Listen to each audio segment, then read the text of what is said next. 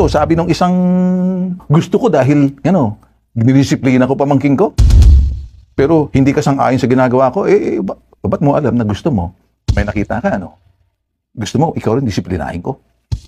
Marami nagsasabi sa akin, bakit mo naman kasi sasabihin sa ere yan? Hindi naman kami nag-uusap Paano ko tatawagin? Pupunta ba sa akin yan? Ito na lang ang tanging paraan. Dito ko siya kakausapin, umayos ka. At para doon sa mga kapilido ko, umayos din kayo. Kasi dapat kayo ang may responsibilidad, ayusin yan, ituwid yan.